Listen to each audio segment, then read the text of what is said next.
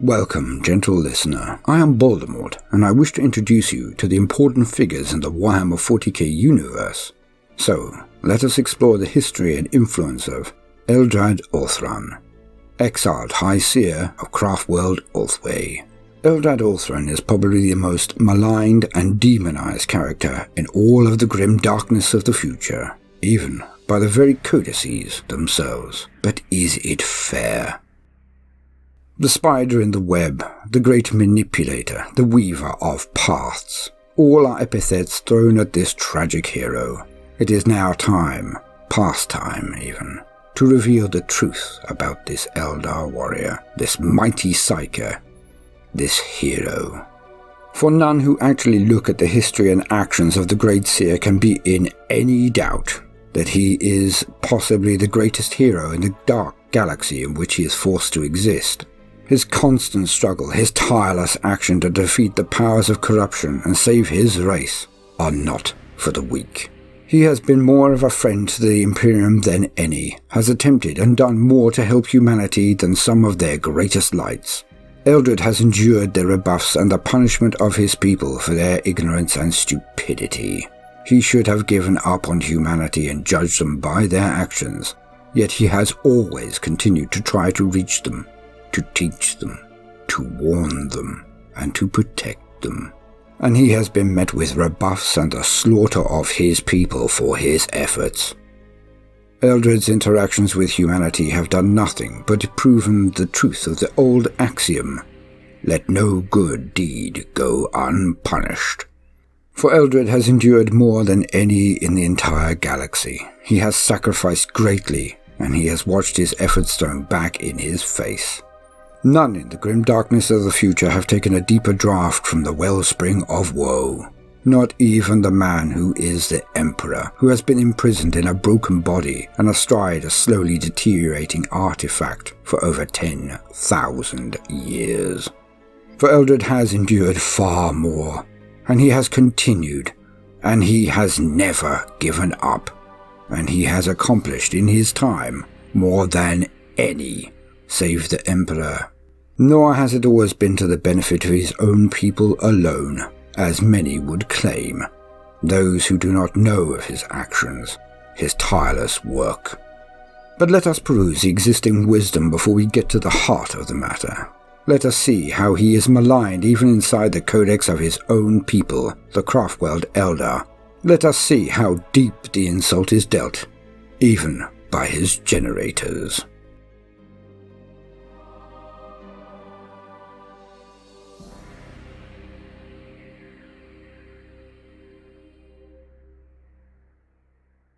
Eldrad Ulthran was once chief amongst the Farseers of Ulthway. Eldrad has lived over 10,000 years and has successfully guided his people along the twisting paths of fate since the fall and throughout the rise of the Imperium. Time and time again, Eldrad has averted disaster for not just his former Craftworld, but the entire Eldar race, committing acts of heroism hidden within severed strands of fate. It was Eldrad who thwarted the malefic works of the newly risen Necron dynasties. Eldrad who prevented the Hrad infestation of proud Sameham that would otherwise have reduced it to rotting mush.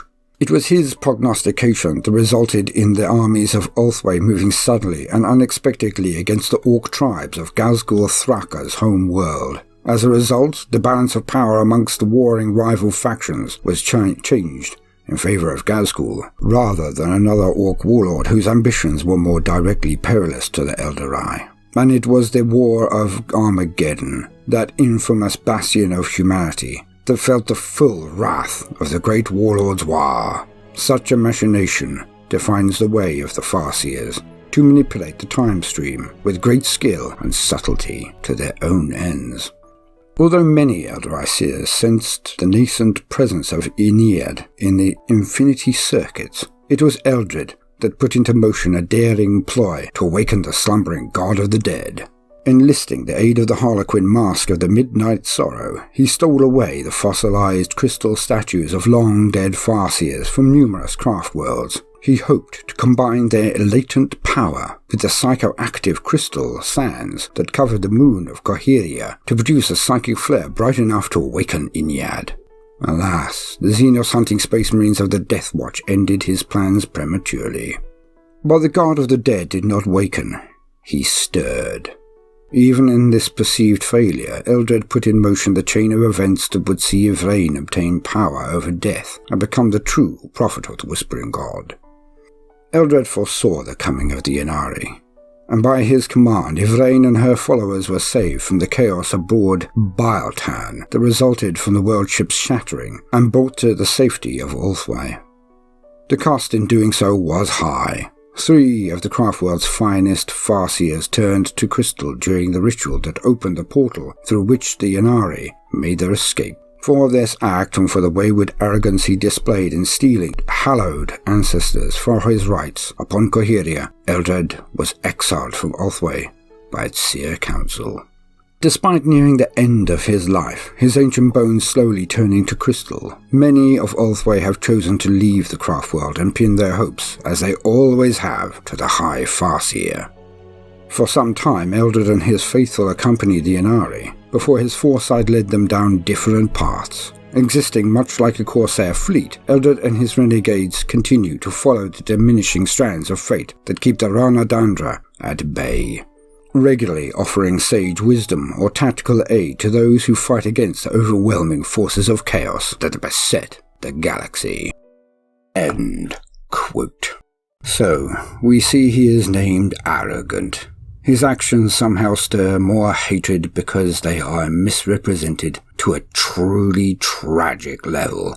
But is it arrogant when one achieves? Or is this merely the jealousy and ignorance of his detractors?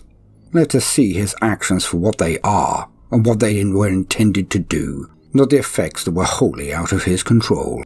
He has saved Craftworld Ulthway countless times. He has saved Saimhan in its entirety. He attempted to save Iandan, but they would not listen to his counsel, and thus were all but destroyed, their halls now filled with ghost warriors instead of the living. He tried. Concerning humanity. On the maiden world of Tarsus, he attempted to warn the Primarch Fulgrim of Horus's betrayal. He warned the Imperium, but for his troubles his greatest friend and ally, Kirin Goldhelm, was slain, and multiple maiden worlds, full of his people, the Exodites, were virus-bombed by Fulgrim, a high price for trying to avert the disaster of the Horus heresy. Eldrad knew of the Cabal, whose aim was to destroy humanity to stop chaos, yet he turned their greatest spy, John Grammaticus, and persuaded him to assist the Imperium instead of assassinating the Emperor and their Primarch Vulcan, as the Cabal had intended. Grammaticus was instead persuaded to heal the shattered mind of Vulcan, a Primarch who was so important to the survival of Holy Terror itself. So Eldrad has saved Earth and the Emperor of mankind. Eldrad then went on to hunt down and eliminate the Cabal, those sworn to destroy humanity. Yet he is seen as not caring. During the War of the Beast, the Imperium's darkest hour since the heresy, Eldrad attempted to send a message to the Emperor. He enlisted the services of the Harlequins again, but they did not make it. Who knows what message this might have been, but it was hardly the work of an enemy, despite how he had been treated by humanity before. Yes, he sacrificed Armageddon and rose up Gazgul, the mightiest war boss of the Orcs the galaxy had seen since the Beast. But let us not forget that this is only one world amongst a claimed million. He stopped the Catan shards from their mighty plan of the Days of Blood from coming to pass, but none give him credit. He was defending his Craftworld, yes, but he almost destroyed Abaddon the Despoiler, the arch-fiend who launches the eternal Black Crusades. He fought the Despoiler in close combat and defeated him, yet none lured this titanic feat. Abaddon, the man who slew a clone of a Primarch, and not just any Primarch, but Horus himself. Yet his skill is treated as naught of import. He arrived at Cadia and guided as many human survivors as he could, along with his Ynnari allies. Yet none are reminded of this fact. He assisted in the saving of Reboot Gilliman, the one man who has changed the entire destiny of the Imperium and brought hope where there was only defeat. Yet Eldrad will gain no laurels for his efforts. Definitely he will receive no gratitude from any human for providing the means for their very survival. But now let us look at his character. What has he endured? The fall of his race is the answer. Ever a powerful psyker even before the fall, he must have felt the death of his race as keenly as a human psyker would the death of a twin in the next room. Billions, perhaps trillions, of his race were exterminated in one instance. When Slaanesh arose, her birthing roar forced the souls out of every Eldar within entire parsecs, forced out of their bodies into the warp where she thirsted and where she was waiting. And in that instant she devoured each and every last soul. And Eldrad, as one of the most powerful psykers of his race, but not yet a Farseer, may well have shared in their anguish, or, at the very least, experienced a shadow of the collected pain echoed throughout the warp. And for the Eldar who feel pleasure and pain to a level that cannot even be described by a human, how much must that have hurt? How much can one being take? But he continued. He not only continued, but he became the greatest Eldar of his time, perhaps of all time. Eldrad has single-handedly delayed the Ranadandra for centuries, perhaps millennia. He has fought more battles than a Primarch, his presence on the battlefield saving countless Eldar lives, destroying countless threats from the Eye of Terror. But by repercussion, he has prevented the filth of contamination spreading to the regions around. So he can be said to have saved literally billions of humans and other races' lives. He has been the bulwark, the guardian and guide that has allowed Ulthwé to continue in their actions to contain the evil of chaos, yet he is spat on for it. The devastation of Armageddon cost millions of human lives. This cannot be refuted. But does this even come close to leveling the scales of how many humans he has saved? Not in anyone's wildest estimation should he be vilified for these actions.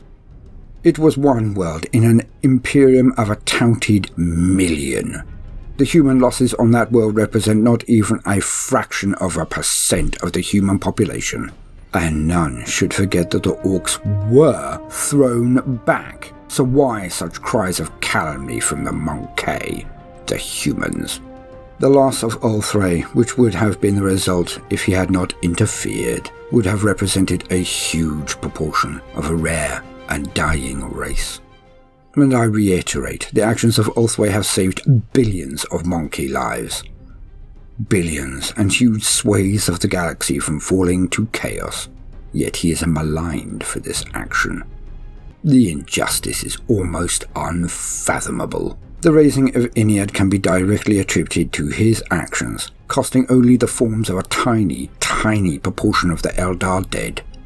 Again, his actions in saving Yvraine and her nascent faction are deemed wrong, because 3 seers of Ulthwé were sacrificed. The very emissary of the Whispering God, who could potentially save the Eldar race, has been weighed against a mere 3 seers, who complied and acted in concert with him. They knew what they were doing.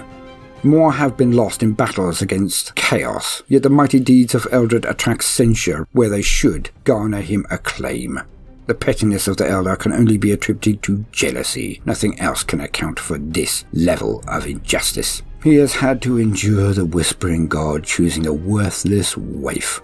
One who could not walk the paths of the Craftworld. One who got so bored of being a raider that she degenerated into a biter in the pits of Cormor Ra.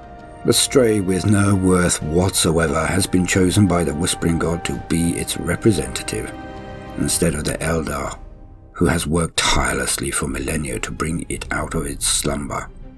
When no other believed, Eldrad was dauntless. When no other would act, Eldrad was indefatigable and tireless in his exertions. Yet the Whispering God, the hope of the Eldar in their entirety, chooses this person instead of him. Any other Eldar would crumple in on themselves in sheer pain of the insult. To be overlooked so. To be snubbed so. But Eldrad continues, when he could so easily just surrender to the change and take his place amongst the statues. He has no more reason to fight, as his soul will go to Aeneid, the very god to which he was midwife. Yet he fights on. Eldrad is a true hero, possibly the greatest in the grim darkness of the future. It remains to be seen what else he will achieve before he finally succumbs to the fate of all Farseers and becomes a statue of crystal, or if he throws himself selflessly into one battle too many, with the odds so dire that even this mighty Eldar seer cannot turn the tide. All we can know for certain is that the galaxy will be a darker place when his light is finally diminished. Perhaps, like all truly great people, his presence will only be appreciated when it is gone.